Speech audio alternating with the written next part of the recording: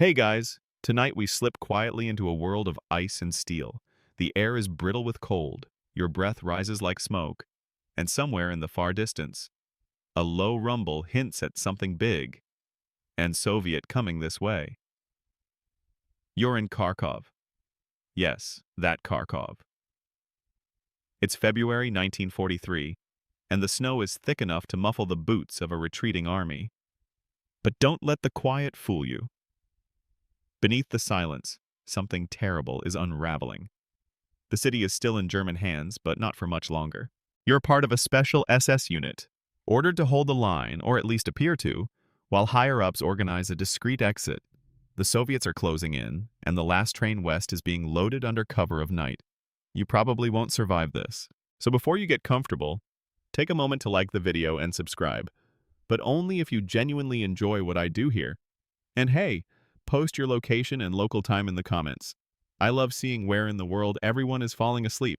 Now dim the lights, maybe turn on a fan for that soft background hum, and let's ease into tonight's journey together. You stand in the narrow alley beside an abandoned bakery, its windows rimmed with ice like frosted glass on a cake no one's touched since autumn. Snowflakes land on your cheek, melt slowly, and vanish like so many names erased from ledgers. The street is hushed, eerily so. Even in wartime, cities don't usually fall this quiet. But Kharkov tonight feels paused, as though someone hit the mute button on the world. The boots you wear are lined, but still soak through. Every step is a gentle crunch, like biting into stale toast. Around you, the shadows stretch long, broken only by dim lanterns swinging from iron hooks. These weren't meant to be battlefield lights. Kharkov was an industrial prize, a Soviet gem swallowed early in the war by German forces. But now, the gems are fake, and the crown is cracking. You remember what the lieutenant said an hour ago. We're not retreating, we're maneuvering. Sure. And maybe snowmen are a reliable form of infantry. Your squad is a strange collection. 2 veterans from France, 1 jittery teen from Dresden, and you, the translator, the listener. That's your job. To overhear what others miss. And tonight, you overhear a lot. Especially the silence. Kharkov has changed hands before. Back in late 1941, the Wehrmacht took it quickly, almost too easily. Stalin had pulled back, scorched earth style. But now, the Red Army is angrier, stronger, and full of winter-fed resolve.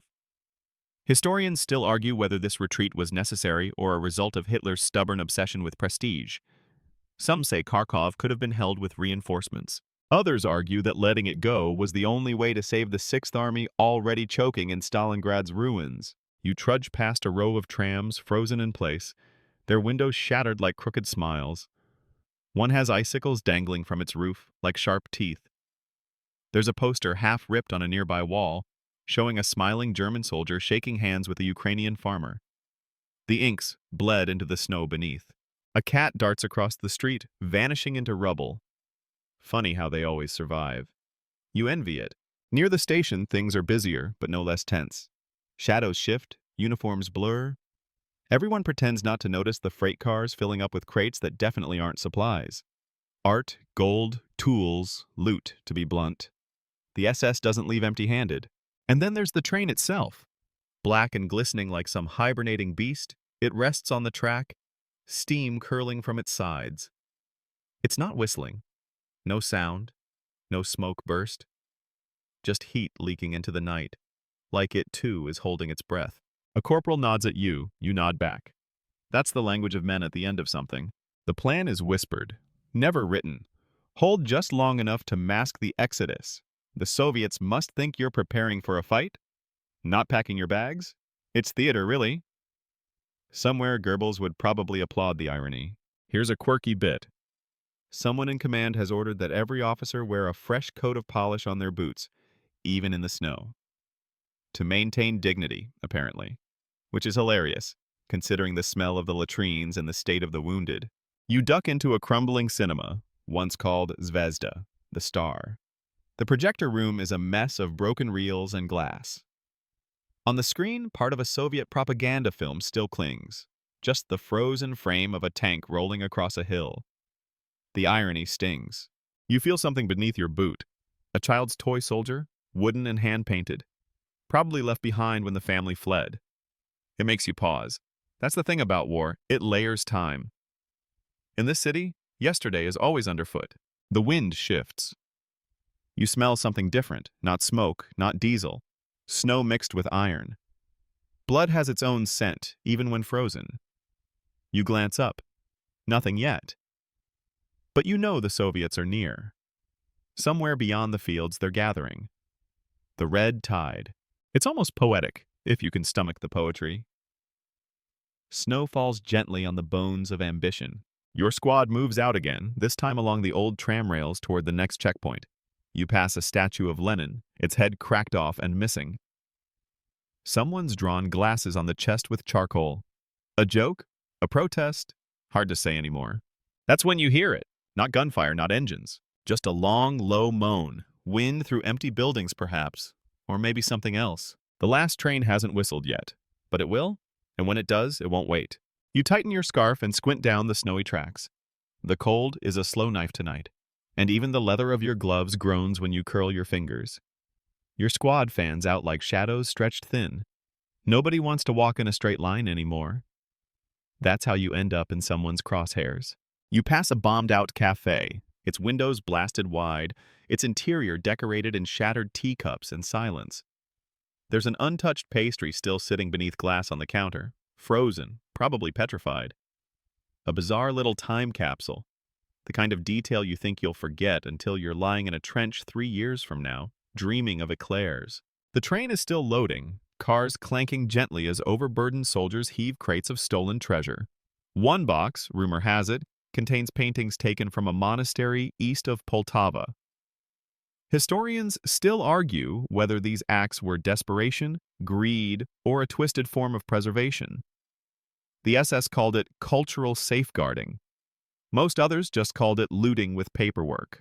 You're waved to the checkpoint by a man with a red armband and a cigarette frozen to his lip. Literally frozen, like a tiny icicle dangling off cheap tobacco. He mutters something about a patrol missing north of the river. You nod and pretend to care. Everyone's missing something these days. Fingers, friends, sanity. Then you spot the dog. It's big, with a matted coat of gray and black, trotting alongside your squad like it belongs. No collar, no fear. Just the quiet confidence of a beast that's learned humans drop food and die in equal measure. One of your squad mates, Klaus, tosses it a piece of dried sausage. The dog accepts it, then keeps walking beside you like it's been assigned a rank. Maybe it's a spy, someone jokes, and the laughter is sharp but short. You all know spies don't look that friendly. There's a peculiar tension in Kharkov, like the city itself knows it's being abandoned. The buildings seem to lean inward, listening. You pass an old Orthodox church, the dome blackened, the cross bent like a broken weather vane. Inside, someone stacked crates against the altar. Ammunition, faith and firepower, reliably mixed since the Middle Ages. There's chatter on the radio. Soviet tanks were spotted just outside Bezlyudivka. They're not supposed to be this close. You're told it's likely propaganda, but the way the officers are whispering says otherwise. One man drops his helmet while eavesdropping, and the echo sounds like a bell tolling in an empty graveyard. Here's something odd. A local partisan was captured 2 days ago, and according to the rumors, he was carrying a book of poetry, not orders. Just verse and scribbled prayers. Historians still argue whether the partisan movements were coordinated under Stalin's orders or spontaneously born out of rage and survival. Maybe both. Either way, that man is gone now. Executed, probably. His poetry, if it still exists, is frozen in someone's coat pocket. The train whistles once, low and long. Not the final call, just a warning. Like a sigh from a giant beast unsure whether to stretch or flee. You move into the factory district. Metal shells of buildings loom above, their innards rusted and coated in snow.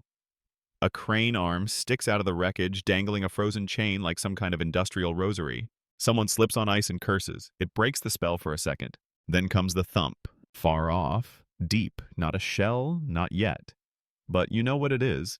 Soviet artillery being dragged into position. The earth is getting nervous. The snow picks up again. It falls in that quiet vertical way. No wind, no drift. just pure, deliberate descent. One flake lands on your eyelash and stays there, stubborn, like this war. In a side alley, you see graffiti on a red wall. Cyrillic scrawl, likely older than this winter. You don't read all of it, but one word catches your eye. Domoi dom home. Funny, feels like the opposite direction. A soldier near you hums a lullaby under his breath. Something his grandmother used to sing, he says. The tune carries, and for a moment, it's the most human thing in the city. Until it fades and the silence grows teeth again. You arrive at a junction near the tram depot. There's confusion. Two units overlap. Both think they're supposed to be here. Neither has orders. One officer's yelling. Another's drinking from a flask shaped like a boot. It's theater again. Misdirection. The real plan is to stall long enough for the command staff to vanish. You recognize a captain from earlier. He was missing his left ear. Not wounded, just born that way, apparently. Quirky fellow, always wore his helmet crooked. He's directing a pile of crates onto a truck, none labeled. You try not to stare. The dog from earlier reappears, now with a piece of ribbon in its mouth. Someone must have tied it on. It trots past like a mascot on a farewell tour. The clouds part briefly. Moonlight spills across the snow, making it look like glass. It's too quiet. Even the dogs should be barking. Then someone whispers, "They're here." You look east, just a flicker, far across the fields. Headlights? Fire? Hard to say, but your stomach already knows. The train whistles again, sharper this time. That's the cue. Not for you, though, not yet. Your orders are clear. Delay, distract, dissolve. Back at the depot, the locomotive hisses and breathes steam. Men clamber aboard, not soldiers. Staff. Bureaucrats. The ones who will write reports about this disaster without ever admitting they were here. You grip your rifle, though you haven't fired it in days. It feels cold and reluctant, like you. And as your squad melts into the white dark alleys again, that dog trots behind, still chewing its ribbon, still surviving. The snow deepens. You trudge through the slush where roads used to be, boots sinking just enough to make you curse the extra weight. Around you, the ghost of Kharkov exhales frost with every abandoned alley and collapsed storefront. You pass a sign once marked Gorky Street, now smeared in soot and splintered by shrapnel. A shell hit it weeks ago, though no one can agree on whose shell. Historians still argue whether Soviet artillery accidentally targeted their own sympathizers, or if it was a grim form of cleansing. Ahead, a red brick schoolhouse leans awkwardly, half of it sagging into rubble, like it gave up halfway through the collapse. You peek through a window with shattered panes and see something that freezes your gut more than the cold. A child's desk, untouched. Chalk still sits on the ledge of the blackboard. Someone scrawled a message there too, childish Cyrillic script. You think it says, "I'll be back soon." But who and when? You turn away, only to hear the unmistakable rattle of a handcart on rails. The squad flattens against the wall like it's instinct now. But it's not an ambush. It's just a pair of German engineers pushing a flatbed stacked with gasoline drums and mismatched boots. One grins at you like this is all a joke. His teeth are too white. Probably a dentist before this madness. They pass and silence creeps in again. A field telephone rings somewhere nearby, sharp and shrill in the hush. Nobody answers it. That's not your unit's problem. And honestly, you don't want to hear what it's saying. Orders rarely mean safety anymore. They're just more ways to get cold or dead. As you make your way toward the rail yard perimeter, you pass what used to be a bakery. The smell is long gone, replaced by the acrid bite of diesel and scorched wood. But there's still a sign above the door, a smiling loaf of bread with cartoon eyes. You chuckle softly. Your laugh fogs the air, then vanishes. The Soviets are near. You feel it in the shift of the wind, in the way officers glance over their shoulders. Word is, they've brought Katyushas, rocket artillery. Stalin's organ, some call it, because it screams like a church choir from hell. You haven't heard one yet, but the stories make your molars hurt. You slide down into a shell crater for cover, mud and ice. Delightful. One of your squad mates, Vogel, mutters that this reminds him of his cousin's wedding. You stare at him until he shrugs. There was mud and screaming. Somewhere up ahead, someone lights a flare. It arcs across the sky like a firework, then bursts into harsh white fire. You freeze as the city lights up, jagged ruins, skeletal chimneys, and movement. There's always movement. You're told this retreat isn't a rout. It's strategic repositioning. You try not to snort when you hear it. Strategic usually means someone failed without getting fired. As the flare fizzles, you press forward toward the old streetcar garage, where rumor has it an officer was hoarding radio parts to build his own transmitter. No one knows if it worked, or if he was just lonely. Either way, he's gone now. The Soviets captured the radio tower last week. What's left of his tinkering is rusting beneath the snow like mechanical bones. The squad moves in silence, your breath forming a synchronized cloud with each step. And then the ground trembles, just slightly. "Tank," someone whispers. And yes, now you hear it too. A slow grind, treads against ice and gravel. Not near, but not far enough. You dart into a narrow alley. Brick walls close in like a throat. The dog from before trots past again, this time with a piece of cloth tied to its tail. Either it's gathering souvenirs, or it's developed a weird sense of humor. You envy its warmth. That fur looks like a blanket with legs. At the end of the alley, you emerge onto what used to be a plaza. There's a statue at the center. Lenin, decapitated, arms still outstretched like a broken scarecrow. Crows nest in the space where his head should be. The statue was blown apart by an SS unit months ago during the first retreat. Then the Red Army returned. Then you returned again. Kharkov is a city traded like a bad hand in poker. Historians still debate whether it had any real strategic value or just became a symbol both sides were too proud to abandon. You crouch by a fountain full of frozen leaves and something you hope isn't blood. The train horn blares in the distance, long, echoing, and full of bad timing. Full. The squad gets the order through a courier, young, jittery, barely shaving. He skids into the square and drops the slip in your sergeant's glove. You all gather close. The mission: hold the northwestern exit for 2 more hours. Then retreat to the train. 2 hours. In this weather, it might as well be 2 years. There's shouting from the next block. Not German, not Russian either. Ukrainian, maybe? Local militia? Nobody knows who belongs to whom anymore. Your sergeant signals silently. You all fan out, weapons raised, blood rushing now. Then, gunfire. Short, sharp, not close. Maybe a warning. Maybe a mistake. You duck behind a stone bench carved with what looks like lilies, now chipped and bullet-pocked. One of your squad mates radios in, but the response is static and what might be someone humming a lullaby again. Across the plaza, a building goes up in flames. Just one, like an accident. But fire never stays lonely. The glow begins to paint the snow orange, flickering in your eyes. Someone near you starts crying. Not loud, but steady. It's Vogel, the one with the wedding joke. Turns out, that wasn't his cousin's wedding. It was his own. You don't say anything. There's nothing to say. Overhead, snow keeps falling, soft, determined, eternal. The train's still waiting. But for how long? You don't sleep. Nobody really sleeps anymore. At least not the kind that rests your bones or clears your thoughts. You just close your eyes sometimes and wait to hear if you're still alive when they open again. You huddle behind the ruined bench with your rifle across your knees, and the fountain's stone rim digs into your back. Vogel's sobs have quieted into occasional sniffles, and someone, somewhere, has started humming again.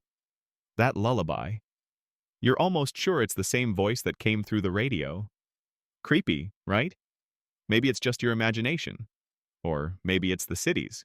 Kharkov feels haunted tonight, not by ghosts, but by moments. Echoes of footsteps, of speeches, of marching boots and church bells. It's a city that remembers too much. Historians still argue whether its destruction was inevitable due to its industrial role, or if it was simply cursed by geography. Too far east for Germany, too west for Stalin to ever let go. Your squad is ordered to take up position inside the half-standing remains of a municipal theater. You slip through side doors that used to be red velvet, now shredded and stiff with ice. Inside, the stage is still intact, somehow, even though the roof above is mostly missing. The moonlight spills down like a spotlight. And you, yes, you, Walk across that shattered orchestra pit like a reluctant actor in some absurd play. Someone claps. Just one guy. Irony is all he has left. Up in the balcony, you take position. You can see the rail yard from here.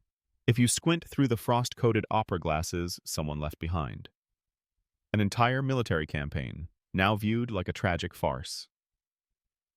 There's your train. Black, still, exhaust puffing gently into the sky like it's dreaming of leaving. Behind it, flatbed cars piled with crates, fuel, horses, dead and alive, and a crate labeled personal effects that no one dares open. Rumor is it's full of Soviet uniforms meant for infiltration. Or it's gold. Or it's bones. Take your pick. The Soviets are pushing in from 3 sides. You know this. It's been on every whispered report since yesterday. But tonight, the East is quiet. Too quiet. The kind of quiet that feels like breath held too long. You tighten your gloves and peek through a crack in the wall. Your hands are numb, but the rifle feels heavier now, not from weight, but from meaning. Holding it doesn't make you safer. It just means you're a target people will aim harder to kill. A low boom rumbles in the distance. Not artillery. Something deeper. Maybe the train shifting on its tracks. Or maybe just the city groaning under its own weight. Smoke, someone whispers. You peer southeast. Thin ribbons of smoke snake into the sky. Not many. Just enough to make your stomach twist. Controlled burns. House by house, block by block, the Soviets are pushing civilians out with fire. At least that's the theory. Others say it's the retreating German units doing it, trying to deny resources. Either way, homes are vanishing. A civilian man in a long coat walks across the snowy street beneath you. Hands empty, face unreadable. He moves slowly, too slowly for this zone, and you know what's coming next. 2 SS soldiers shout at him, he doesn't stop. A shot rings out, he drops. You blink, and for a second it's just wind and snow again. The guy who fired lights a cigarette. He doesn't look away from the body. The man's hat rolls a few feet, settling against a lamppost. It stays there like a punctuation mark. Inside the theater, the sergeant checks his watch again. Everyone's on edge, but no one wants to move early. The last time a unit disobeyed retreat orders and left too soon, they were strafed by a German plane mistaking them for deserters. That's the other thing about this war. It's not just the enemy you fear. It's everyone with a gun. Out front, the tracks rattle. Movement. The train is being prepped. You can see the crewmen working under muted lamps, muffled against the cold. They move like shadows with a deadline. Boxes being thrown aboard, animals coaxed onto cars, wounded men lifted with more haste than care. One of them screams. No one looks back. Suddenly, the lullaby again. This time from the balcony behind you. You whip around. No one. Just a frozen uniform draped over a broken chair. The sound's gone now. Your brain itches. Was it ever there? In the streets, German patrols move slower now. Less confidence, more caution. The last time Kharkov was lost, the retreat was a disaster. Command is trying to pretend this is different, more planned, more efficient. The truth? It's all duct tape and prayer. Somewhere nearby, an engine backfires. Loud, angry, final. You flinch. Everyone does. Your sergeant makes a gesture, silent, sharp, eyes on the east. That's where it'll come from. But what it is, still unknown. Through the frozen lenses of the binoculars, you spot movement again. Low, slinking, wrong. Could be a Soviet scout, could be a dog, or it could be something else entirely. Last month, a group of partisans dressed up as German nurses and infiltrated a medical convoy. When the real nurses tried to argue, they got knifed. Nobody talks about it openly. But you remember. And now you wait. Cold seeping up through the soles of your boots. Snow brushing your eyelashes. The train hisses and groans, eager to leave, but chained by schedules written in panic and hope. The radio crackles, then a calm voice. All units prepare for phased withdrawal. Priority cargo boarding now. That's your cue. The sergeant moves like he's wading through memory. He waves. You follow. Down the steps of this ruined theater, past the grand columns chipped like broken teeth. You step over the fallen chandeliers, over frozen programs fluttering like the wings of forgotten birds. Back into the night, back toward the train. The snow has grown thicker, like a curtain falling, separating you from the world. It's as if Kharkov is slipping into a dream, and you're stuck in the middle of it, fighting to wake up. The city that was once a hub of industry and life, now just a skeleton. The trains, the ones still running, are the bones of a forgotten past, slowly carrying the few that remain. The order comes again. Move! The sergeant doesn't say it twice, but it's the same story each time. Move, wait, move again. There's no such thing as haste now, only survival. Your feet crunch through the snow, the clanking sound of boots against metal tracks, too loud in the thickening silence. You feel the weight of it, the weight of everyone's hopes, everyone's lives packed into those train cars, everyone's escape. The thing about trains, especially in wartime, is that they promise something. Safety, maybe, or a future, even if it's uncertain. The promise is never a guarantee, but it's the only thing you have. You've been taught that. Every soldier, every civilian who's ever clung to the rail cars believes it too. And now, all of you, every last one, are clinging to it. The snow hits harder now, a cold sting against your face, but the train is getting closer. The horses inside the cars are skittish, their hooves scraping nervously against the metal floors. Even they seem to understand the weight of what's happening. Check your gear! Double check it! The sergeant calls out. It's a redundant command, but no one questions him. There's no time for that. There's no time for anything anymore. You pass a group of young soldiers huddled in a corner. They're trying to keep warm, their faces tight with anxiety. One of them shivers uncontrollably, his teeth chattering, and you wonder if he even realizes how much danger he's in. He's barely old enough to be in this war. And yet, here he is, carrying a rifle, like a man twice his age, ready to die like the rest of you. Stay in formation, the sergeant snaps, eyes scanning the horizon. The Soviet forces, still miles away, could strike at any moment. But right now, everything is focused on the escape. The last train out, carrying what's left of the army and the civilians who are lucky enough to be included. As you board the train, the stench of sweat and fear hits you immediately. The air is thick with it, the kind of stench that lingers long after you've left. The cars are packed, too packed.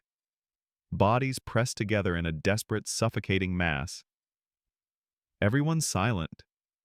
They've learned to hold their breath, to wait. But there's no comfort in the silence, only more fear. Fear that the train will never leave, or worse, that it will, but with no one aboard to see it arrive safely. Somewhere ahead, a gunshot rings out. It's not the first one tonight, but it's the one that makes you pause. The sound is familiar now, too familiar. Every soldier knows the sound of a shot that signals the end for someone. And you wonder who it was this time. Maybe it was a straggler, someone who couldn't keep up with the pace. Or maybe it was someone who tried to escape. The train begins to move, slowly at first, the engine coughing as it tries to find a rhythm. But the momentum builds, and soon it's a steady hum, the only sound louder than your thoughts. The train rattles over the tracks, like a storm caught in a boxcar, and you know it's just a matter of time before the weather itself gives way to something darker. The tracks bend ahead, taking the train out of the city, away from the rubble, away from the ghosts. But every inch you travel feels like you're being pulled further from reality. The sound of the engine, the rhythmic clanking, the distant shrieks of the civilians still caught in the streets. It's all a distant memory, fading into the night. But then there's that familiar feeling of dread, that knot in your stomach, the one that tells you the Soviets are out there, waiting. They know, they always know. And yet, you hold on. You cling to the hope that this time the train will get you out. That this time it won't be like last time. It won't end like the others. End. The train rolls on, pushing its way through the dark, endless snow. Every moment feels like a last one, and each turn of the wheels could be your final one. You try to push the thought from your mind, but it lingers like a shadow. You try to focus on the warmth of the train, on the bodies packed close, on the fleeting moments of peace, but you know it's temporary. You know nothing in this war ever lasts. Not peace, not safety, not life.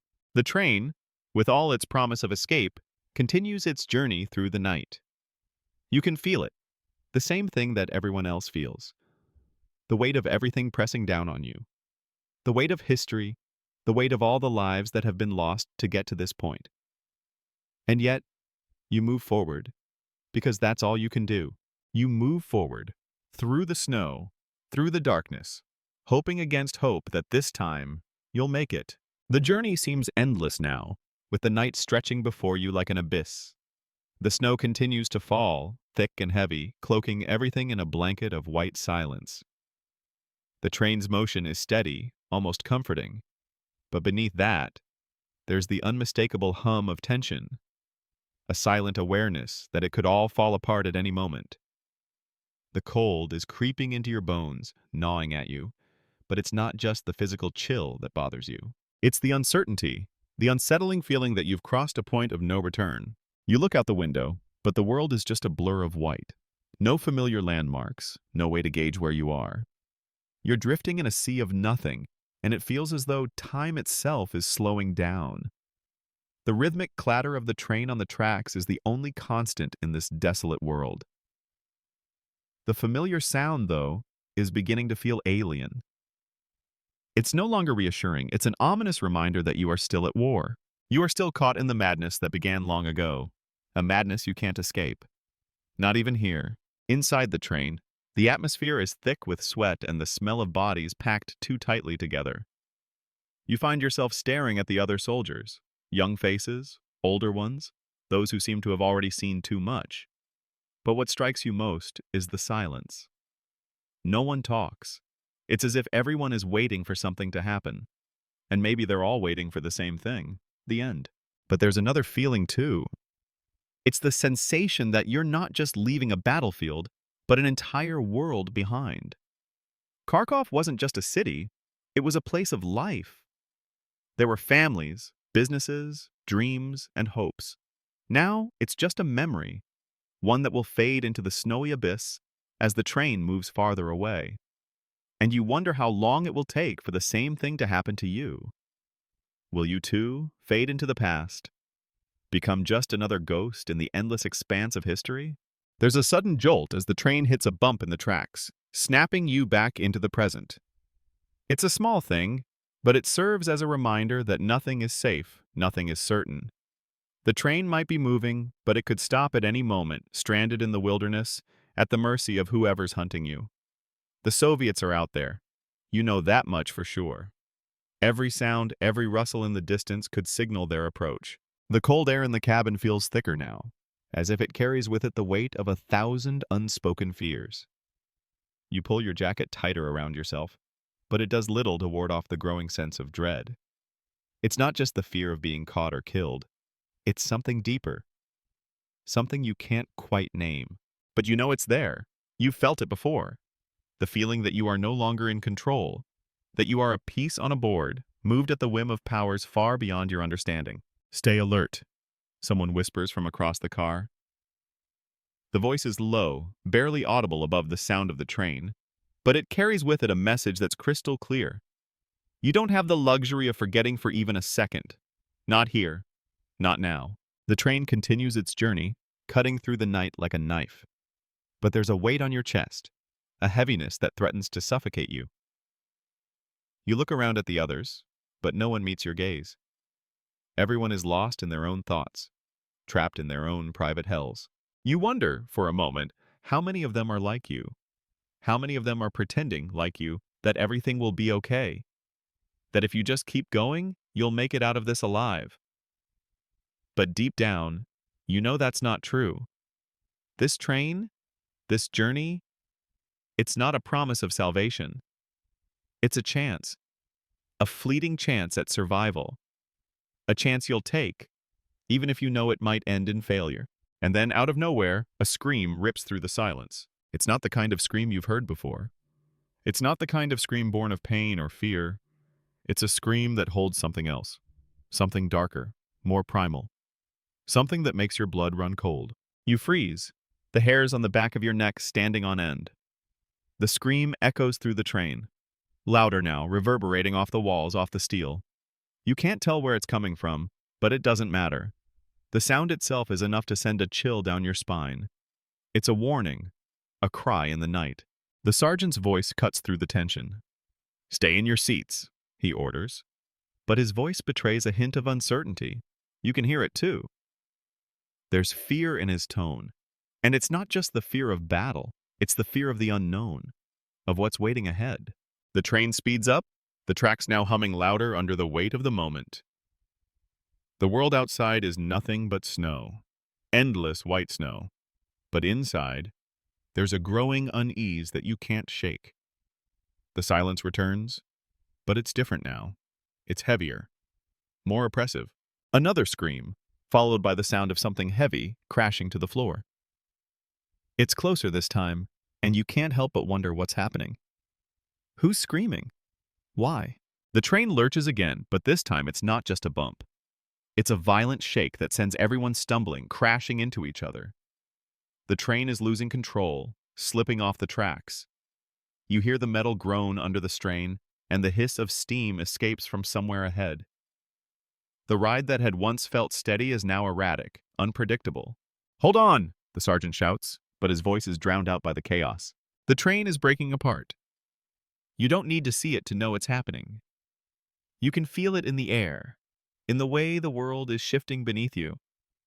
And just like that, everything you thought was certain, the movement, the escape, the survival, begins to unravel.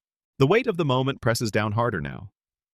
The hope that you've been clinging to begins to fade into the background, like the sound of the engine, now distant, lost in the storm. The train is no longer the escape, it's just another battle, another struggle to hold on.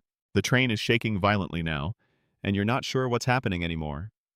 The noise is deafening, a cacophony of metal and steam grinding against the tracks. A sharp, metallic screech fills the air, followed by the sound of something heavy falling, crashing to the floor with a thud.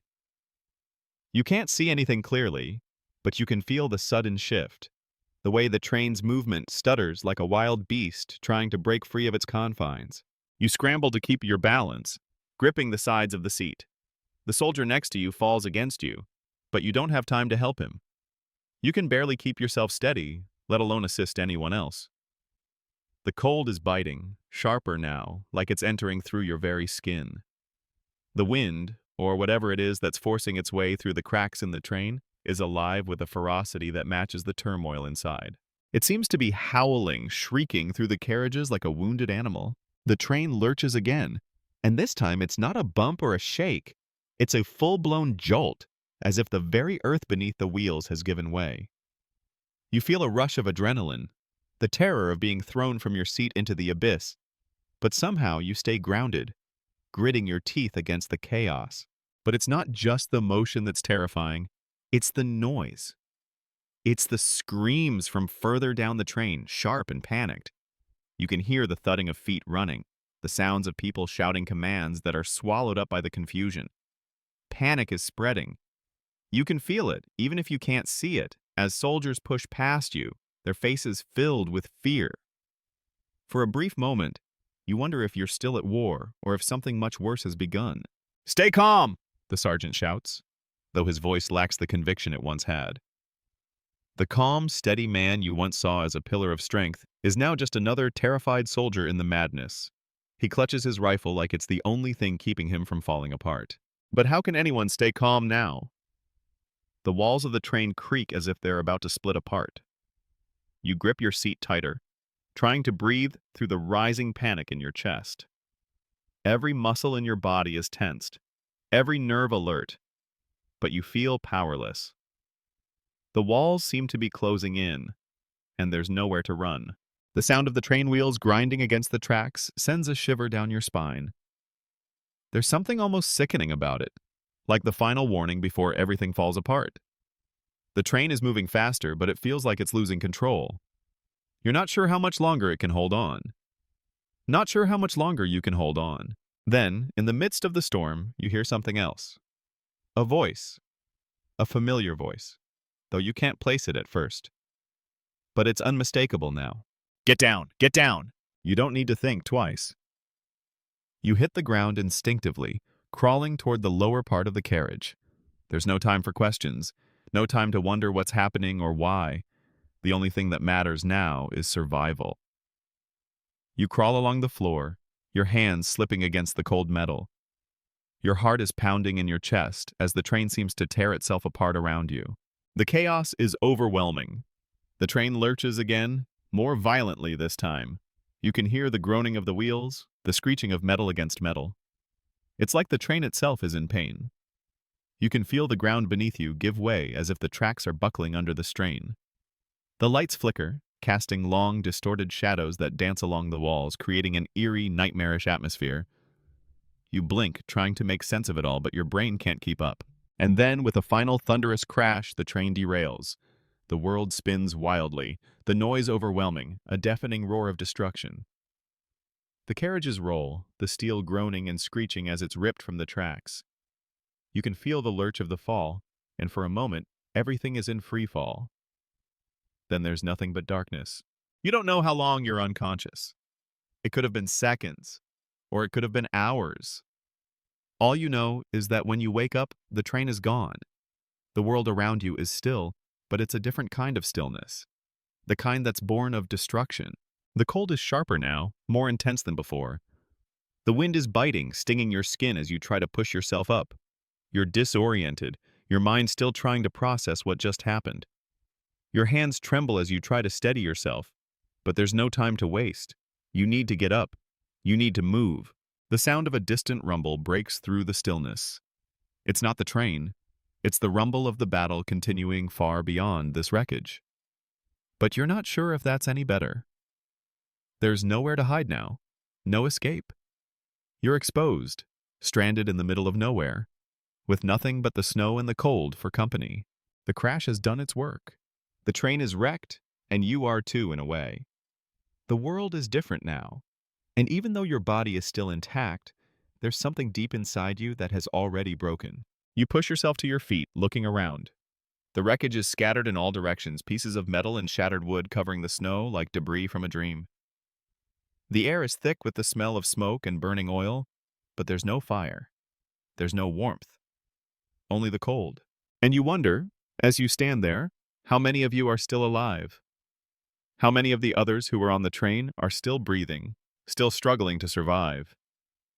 You look around, but the landscape offers no answers. Only the snow, the silence, and the endless, empty horizon. The battle might have moved on, but for you, the fight is just beginning. The snow is relentless now, swirling in harsh gusts that cut through the air like shards of glass. The wind stings your face, each breath sharp and frigid. You stagger, trying to get your bearings, but everything around you is a blur of white. The once familiar landscape is now a frozen wasteland, barren and unrecognizable. The wreckage of the train is scattered across the snow, twisted and broken like the remains of a forgotten world. The sound of distant gunfire echoes, muffled by the snowstorm, but it's no comfort. You realize the battle isn't over, and you're trapped in the midst of it. Your instincts scream at you to run, to find cover, but there's nowhere to hide. The terrain is flat, open, a vast stretch of nothingness. The trees are buried under the snow, their skeletal branches reaching up like twisted fingers, offering no refuge. Every direction you turn, all you see is white, and the harsh, biting wind keeps pushing you back.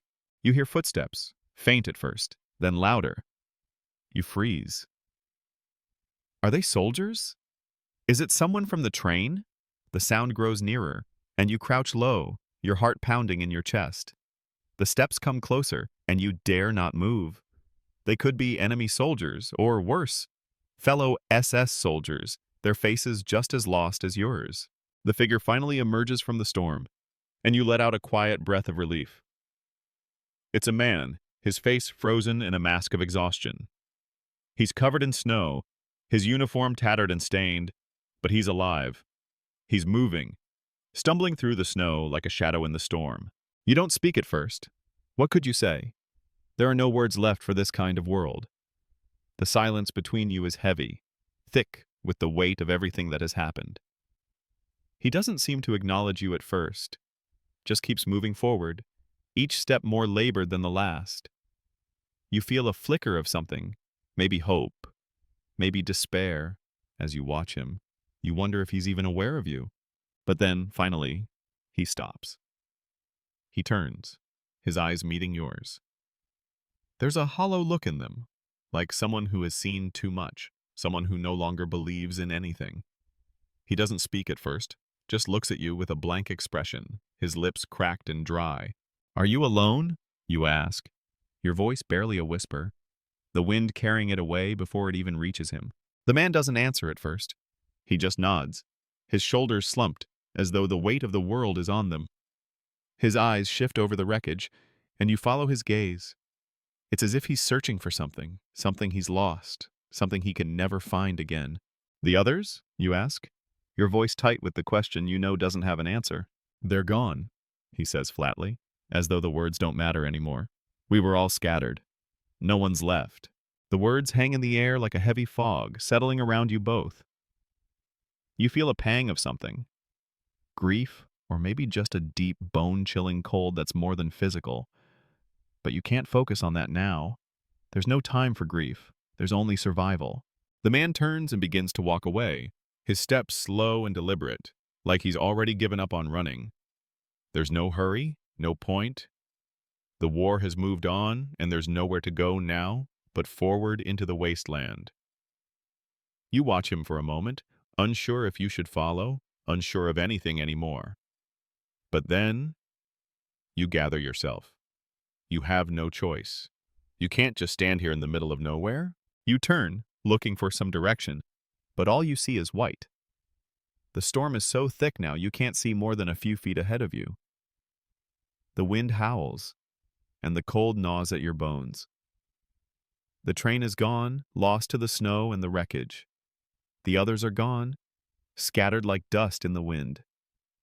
And you are left in the middle of this nightmare, struggling to find your way, struggling to keep moving. The battle rages on, but it feels far away now, as if it belongs to another world. There's no sound of marching troops or gunfire here, only the howling wind and the endless snow. It's as if you've stepped out of time itself, a small, insignificant part of something much larger, much darker. You wonder, for a fleeting moment, if anyone will even remember what happened here. But you can't dwell on that. You push the thought away, focusing instead on the next step, the next movement. It's all you can do. You trudge forward, the snow crunching beneath your boots with each heavy step. The storm is relentless, and the cold is unbearable.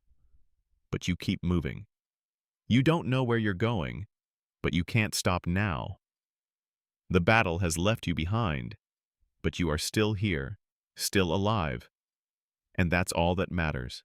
As you continue, you spot another figure in the distance, stumbling through the snow. They're moving in the same direction as you, and for a moment, you wonder if they're another survivor, another lost soul trying to make it through the storm. You don't know if you should approach or keep your distance, but something inside you pushes you forward, pulls you toward the figure. And as you get closer, you see it's another soldier. His face as weary as yours. He's dragging something, perhaps a pack, perhaps something else, and he's moving with a quiet desperation that mirrors your own. The wind is growing stronger, the storm more intense. You can barely make out the soldier's face now, but you're close enough to see the way his shoulders slump, the way his movements are heavy and slow. He's just like you, tired, cold, and lost in this endless snow. You keep your distance, not wanting to make your presence known too soon. The soldier doesn't seem to notice you at first. His movements sluggish, as though each step takes an immense amount of effort. The snow clings to his uniform, blending him into the whiteness of the storm, but there's a heaviness to him, a presence you can't ignore. You wonder, briefly, if he knows where he's going or if he's as lost as you feel. You make your way closer, careful not to draw attention. The soldier continues on, dragging his feet, his breath visible in the freezing air. His steps are uneven, as though he's just too tired to keep up the pace. It's only when you're only a few feet away that he finally looks up, his gaze meeting yours, weary and full of quiet resignation. You hesitate for a moment.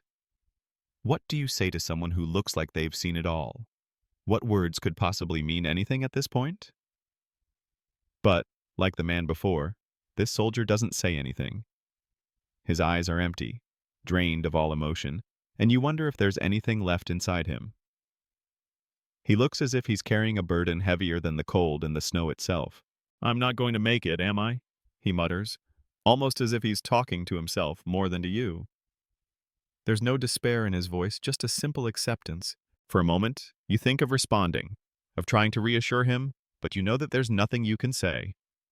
The silence between you stretches out, thick with the understanding that both of you are trapped in this storm of uncertainty, unable to escape. You nod slowly, as though acknowledging his unspoken truth. There's nothing left to say. The war is over for both of you. Whatever happens next is out of your control.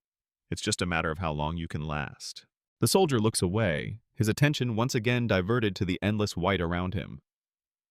He doesn't ask where you're going, doesn't offer to help you in any way.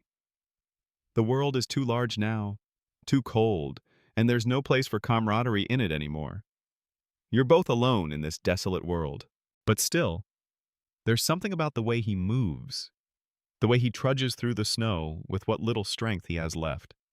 It's a reminder of the brutality of it all, the way war takes everything from you, even your will to live, until you're nothing but a husk of what you once were.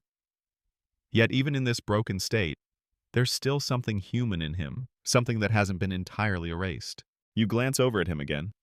He doesn't seem to be aware of you anymore, lost in the snowstorm once more. His figure becomes smaller in the distance, his outline swallowed by the white.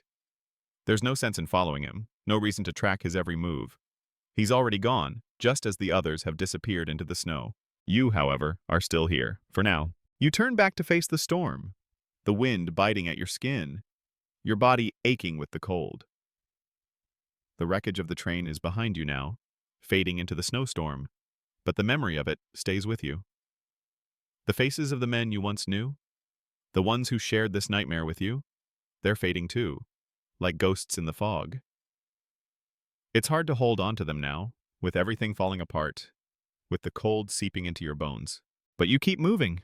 The world is a blur of white now, the snow storming around you in swirling patterns, creating a disorienting chaos that you can't escape. The landscape has changed completely. What was once familiar is now unrecognizable, and you feel as though you're walking through a dream, or maybe a nightmare. It's hard to tell where the dream ends and reality begins. You stumble over uneven ground, your legs growing heavier with each step. The cold is unbearable, and yet you can't stop. You can't slow down. There's nowhere to rest, nowhere to seek shelter. The only choice is to keep moving, to put one foot in front of the other, no matter how impossible it seems. But then, in the distance, you spot something. It's hard to tell at first, the snow and wind obscuring everything. But there's something there, a shape, a shadow moving against the storm. You can't be sure, but it looks like another figure. Your heart races. Is it another soldier? Or maybe a survivor like you, trying to find their way through this endless white hell? You squint, trying to focus, but the storm is relentless and it's hard to see clearly. You push yourself harder, each step more difficult than the last, but you're determined to get closer. The figure in the distance grows larger with each passing second. Your hope begins to rise, despite the weight of the cold and exhaustion. It's a fleeting thought, but for a moment you wonder if this is the moment where everything changes. Maybe you'll find someone who can help. Maybe there's still a chance. But just as quickly as the thought comes, it disappears. The figure vanishes into the storm, lost to the fury of the snow. You stop, feeling a wave of weariness wash over you. It's another mirage, another false hope in a world full of nothing but bleakness. You stand there for a long moment, the snow swirling around you, biting at your skin. Your breath comes in shallow bursts, mixing with the icy wind. The figure is gone now, swallowed whole by the storm, and you feel the weight of that loss sink in, deep in your chest. You were so close, too close. Just another reminder that hope in this world is fleeting, more a curse than a blessing. The thought lingers for only a second before it is drowned out by the harsh reality of the landscape around you. You are alone again, alone in a world that seems too vast, too indifferent to care about one lost soldier or the thousands of others like you, wandering through this frozen nightmare. The storm intensifies, the wind pushing against you with renewed fury. You don't have time to ponder the loss of the figure. The battle to survive rages on. The ground beneath your boots is slippery, treacherous. The snow is deep, heavy with ice, and each step threatens to pull you under. Your legs ache with the effort of lifting them, and each movement feels like a Herculean task. The cold is unbearable, gnawing at your bones, numbing your fingers, your toes. Your body is tired, exhausted from the relentless march, but your mind refuses to give in. You can't stop now. You can't. You keep walking, one step after another. The sound of your boots crunching in the snow is the only noise that accompanies you. A constant reminder that you are still moving, still alive, even as everything around you seems bent on erasing you from existence. As you continue, your thoughts drift. Not to the soldiers you once fought beside, but to those who are no longer with you. The ones who didn't make it through the chaos. The ones who fell along the way. Their bodies left behind in the mud, in the snow, forgotten by all but the earth itself. You wonder if their names are even remembered. If anyone still speaks their stories, it doesn't seem like it matters anymore. In this world, in this war, everyone is just another casualty in the tide of history, but you still carry the weight of it all. The names, the faces, the memories. Even as they fade, you carry them with you like a burden that refuses to let go. A crackling noise disrupts your reverie, sharp and jarring against the silence of the storm. You stop, your senses suddenly alert, your breath halting in your chest. The sound was too distinct to ignore. It's the unmistakable snap of a twig, then another. Someone is out there. Your heart skips a beat. Could it be the same figure you saw earlier? Or maybe another soldier, another survivor, struggling to make their way through the storm? You can't afford to be hopeful anymore, not after everything. The cruel trick of hope has already played out, leaving you wary, reluctant to believe in anything. You force yourself to stay calm. The storm rages around you, but the sound persists, getting closer now, sharper and clearer. Someone is moving through the snow, careful but deliberate. They're not far from you. Instinct takes over. You press yourself into the shelter of a nearby tree, its bare branches heavy with snow, offering only a slight shield from the blizzard. You try to steady your breathing, to quiet the frantic thud of your heart in your chest. You don't know who's out there, and you can't afford to take any chances. The seconds feel like hours as you wait, the tension in your body growing with every passing moment. The figure moves closer still, and you realize that they're not moving like a soldier, not like someone used to the brutality of war. The steps are slow, unsure. The person is stumbling. You take a deep breath, your mind racing. Should you make yourself known? Should you approach, offer help? Or should you stay hidden, bide your time, wait for the storm to reveal the truth of who's out there? A decision has to be made, and it has to be made fast.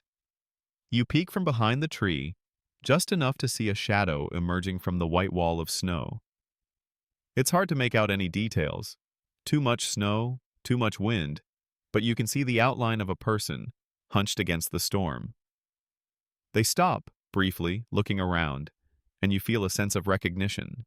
It's a woman. She stands in the snow, looking confused, disoriented. Her clothes are simple. No sign of a uniform, no insignia to suggest who she is or where she comes from. She doesn't look like she belongs here, like she should be out in the middle of this brutal storm. Yet, there she is, just as lost and isolated as you are. She's alone. The realization hits you hard.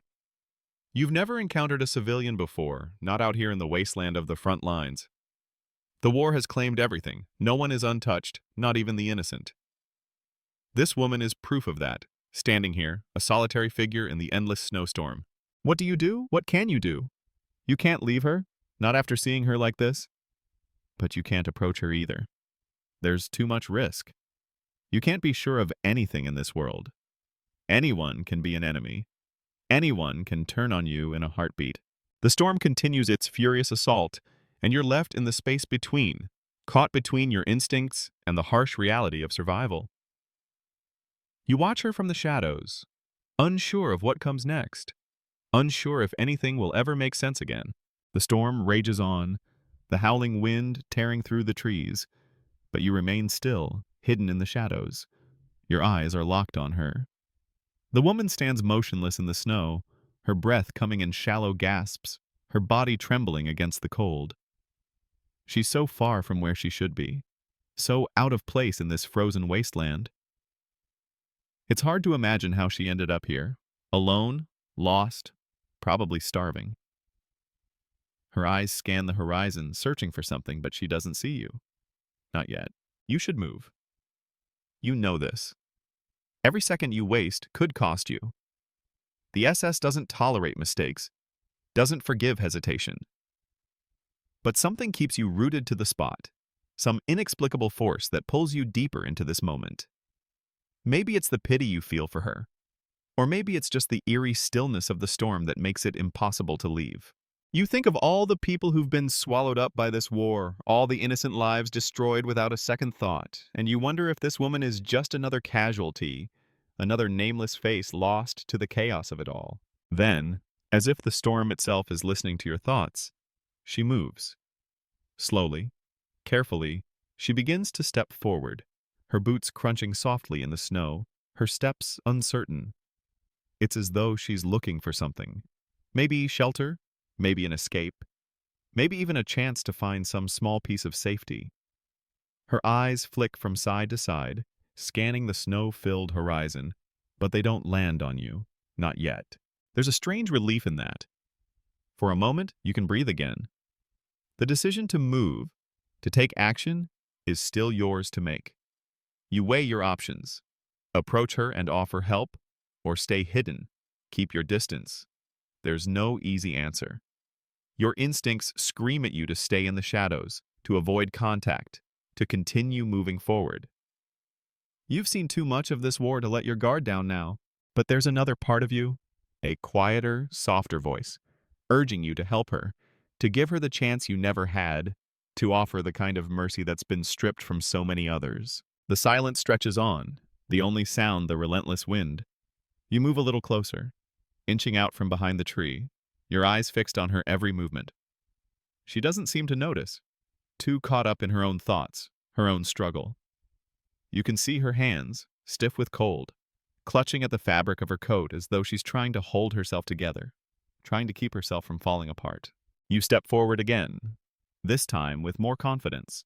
Your boots leave faint impressions in the snow, but they're too small, too light to make much of an impact. You keep your movements slow, deliberate, cautious. She doesn't notice you yet. You're still a shadow in the blizzard, a presence just outside her field of vision. And then, just as you're about to step closer, she turns. Her eyes lock onto yours, and for a moment, time seems to stop. You don't know what she sees in you, whether she sees a soldier, a threat, or maybe just another lost soul like herself. But she freezes, her gaze widening with surprise, and something else, something deeper, maybe fear. She doesn't scream, doesn't run.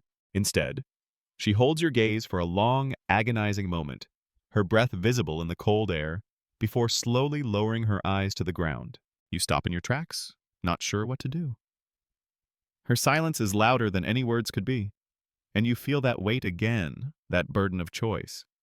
It presses down on you, harder than the snow, harder than the cold. You've seen soldiers in situations like this before, soldiers who didn't hesitate to strike, to end another life to protect their own. You've seen it in the dark corners of this war. It's the way things work out here, in the hellish grip of battle. And yet, as you look at this woman, something in you resists. Something in you says, there has to be another way. You lower your weapon, your hand instinctively moving away from the rifle slung across your shoulder. It's a small gesture, but it speaks volumes. She watches you, her eyes flicking back to the weapon, and then to your face. There's no smile, no sense of relief in her expression, but there's something in her gaze now. Something softer, more trusting. She doesn't speak either. Instead, she just nods once, almost imperceptibly, as if to acknowledge you, to acknowledge your shared humanity in the middle of this godforsaken place. The wind howls again, more violently now, and you feel the cold creeping in deeper. But the moment doesn't break. It hangs in the air, suspended between the two of you. The silence unspoken but full of meaning.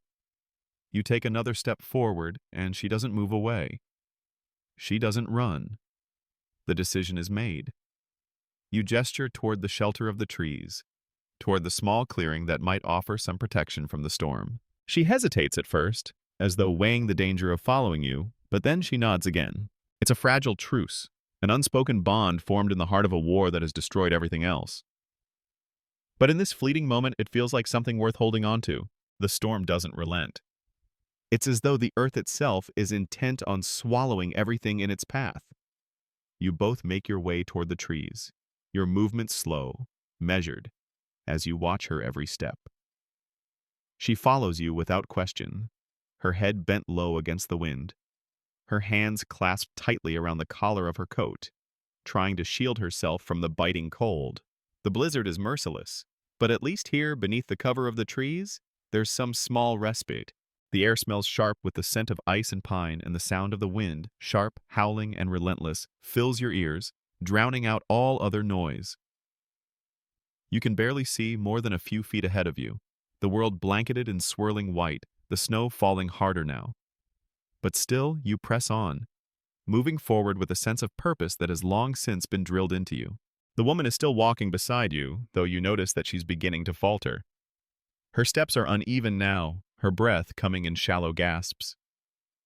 The exhaustion is starting to catch up with her, just as it's catching up with you.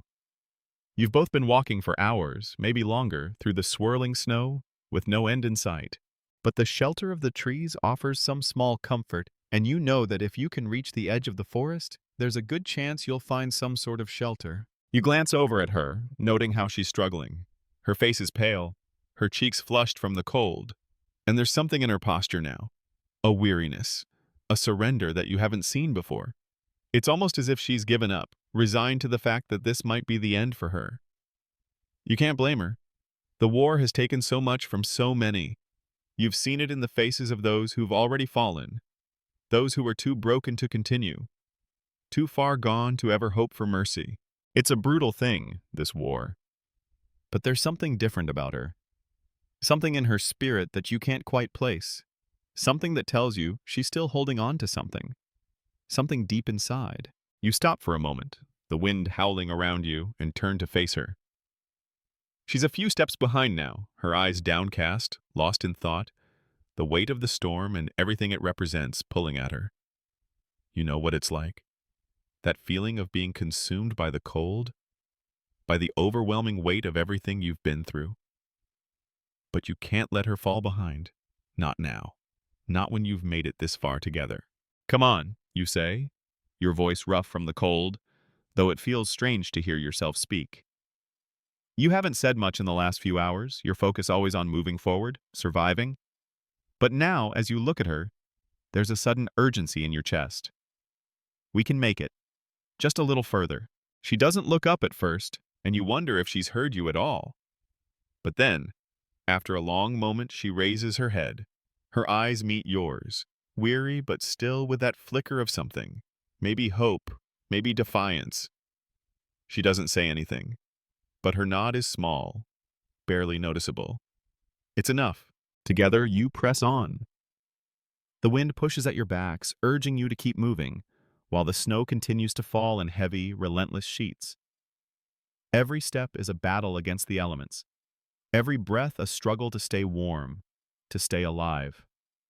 But still, you keep going, side by side, as the landscape around you becomes a blur of white and gray. Time seems to stretch out endlessly.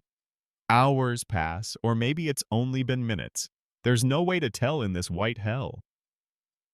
The cold gnaws at you, at your bones, at your spirit. It makes everything seem distant, unreal, as though you're drifting through a dream. But it's not a dream. This is real. And the only thing that matters is that you keep moving, that you don't stop, that you don't give in to the freezing embrace of the snow. Finally, you spot it. The edge of the forest, a thin sliver of light in the distance. It's faint, barely visible through the swirling snow, but it's there. A beacon of hope in the middle of this frozen wasteland. You push yourself harder now, urging the woman to move faster. And slowly, painfully, you reach the trees. You step into the clearing, and for the first time in what feels like forever, the wind dies down. The snow still falls, but it's not as harsh here, not as biting. The shelter of the trees provides a barrier against the storm, and for the first time you can breathe.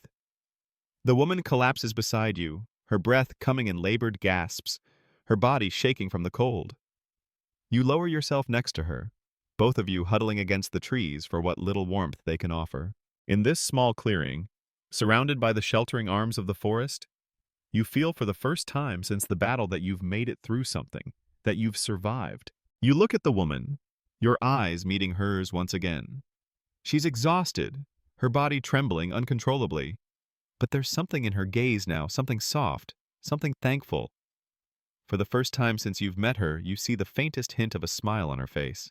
It's small, almost imperceptible, but it's there, and for a moment in this frozen world, it feels like enough. The stillness of the forest wraps around you both like a blanket, offering a moment of peace amidst the relentless storm outside.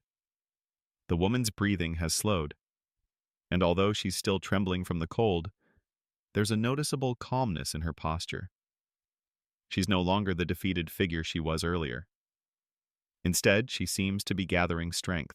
You take a deep breath and stretch your legs out before you, feeling the strain of hours on the move. The snow has softened to a quiet, steady fall, but the cold remains, relentless. The trees above rustle faintly in the breeze, their bare branches creaking in the wind like whispers from a forgotten time. For the first time in what feels like ages, you allow yourself a moment to reflect. You close your eyes for a moment, recalling the days before this, before the war. There were simpler times, weren't there? The days when you didn't think about survival, when you had no concept of the harsh realities that awaited you on the other side of the front lines.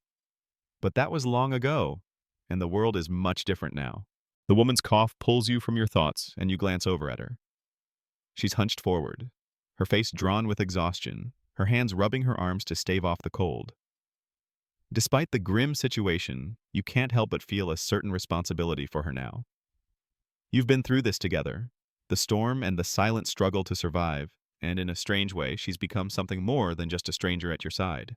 You reach into your bag, pulling out a small ration of food. It's a far cry from the meals you used to have, meager, tasteless, and cold, but it's all you have. You offer it to her, holding out the piece of dry bread and the small tin of whatever mystery meat they've given you. Her gaze shifts to it, and she looks at you as though surprised, before taking it with trembling hands. "I don't think I can eat much," she says quietly, her voice hoarse from the cold and the strain. "Just a little," you reply, your tone soft. "We need to keep our strength up."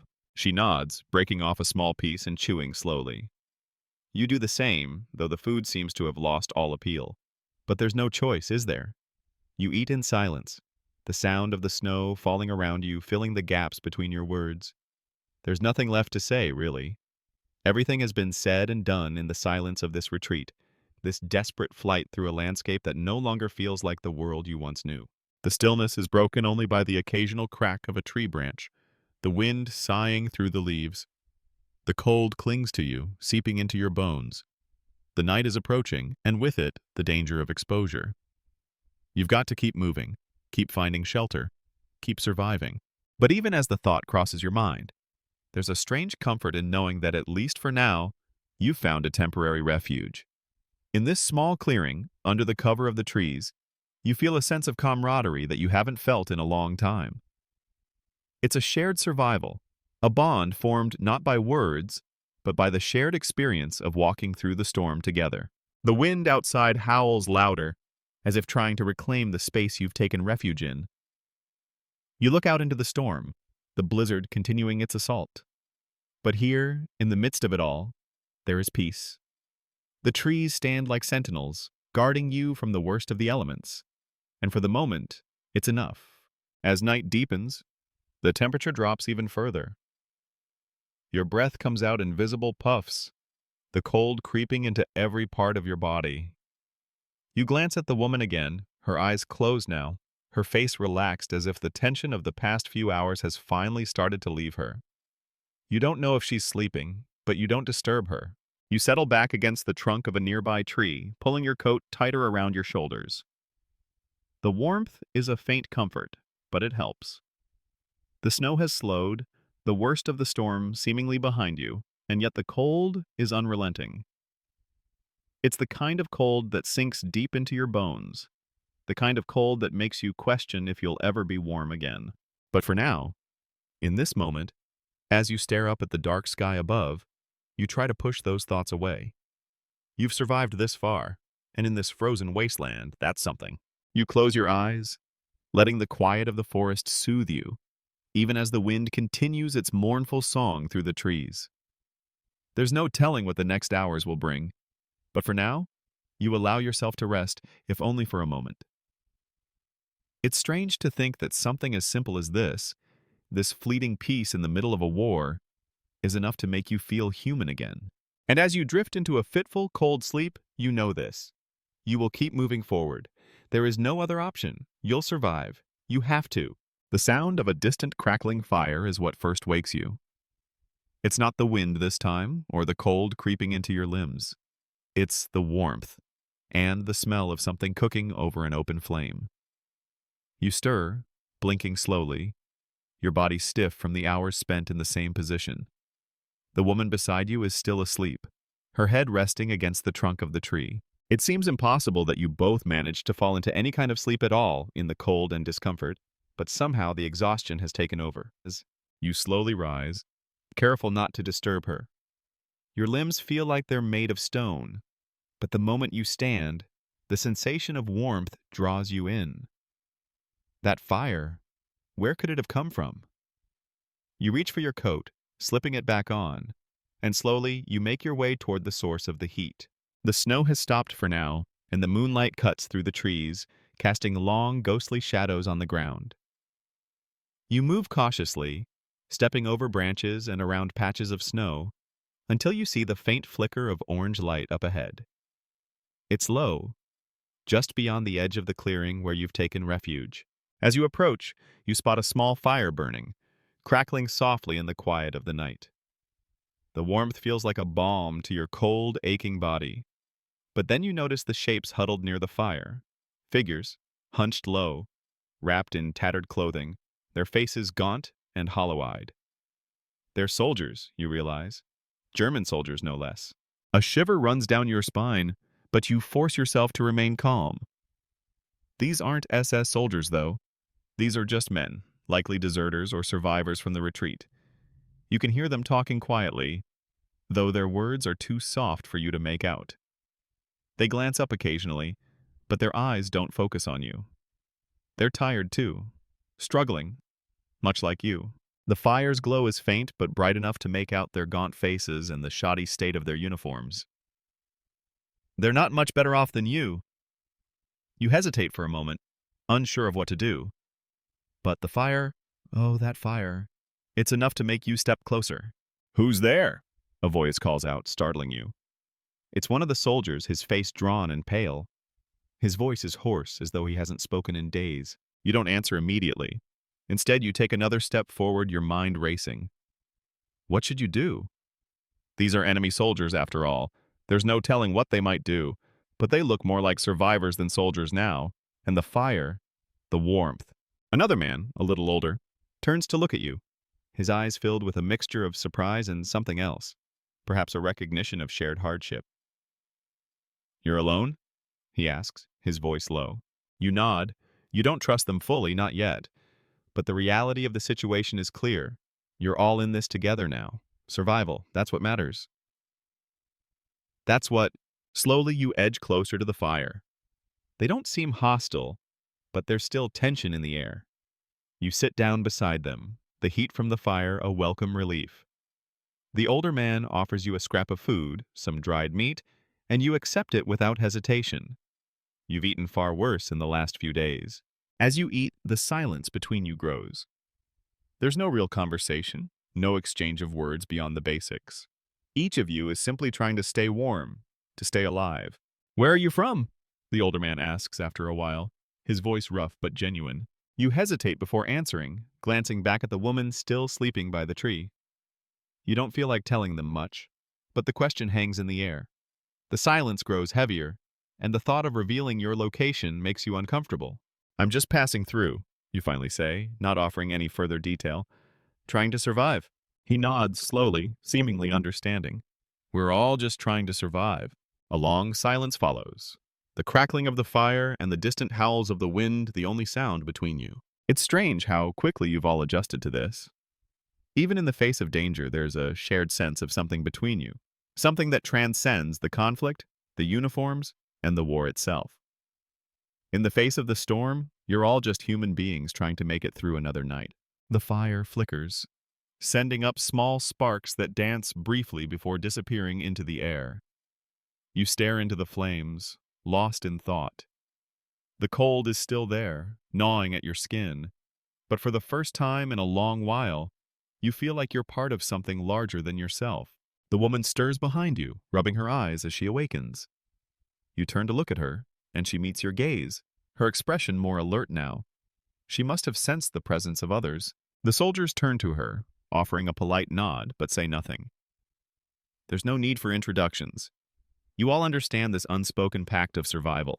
As the fire crackles and the night deepens around you, you can't help but think about what's coming next. The storm might pass, but what will you do when the sun rises again? There are so many questions left unanswered, so many dangers still ahead. But for now, as you sit by the fire, you allow yourself to relax just a little. You'll rest for the night. Tomorrow will be another fight for survival. But tonight, in this moment, you're not alone. And that's something. The morning light breaks through the trees, dull and gray. The silence of the night still lingers, but the cold of the dawn brings an immediate sense of urgency. You stretch, stiff and sore from the hours spent huddled around the fire, and rise to your feet.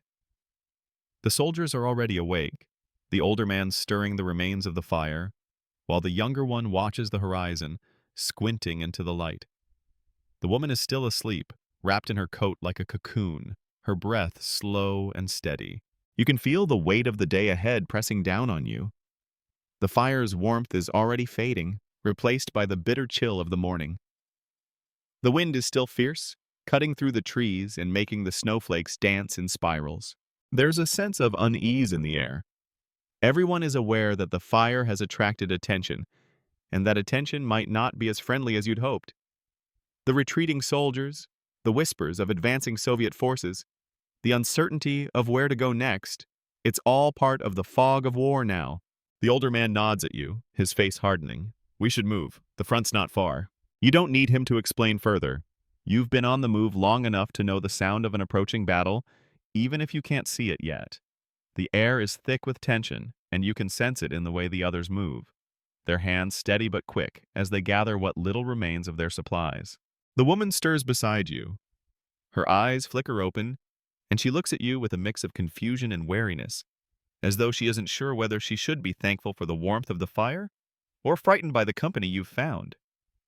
Her gaze shifts to the soldiers, and she remains silent for a moment before rising to her feet, brushing snow from her clothes.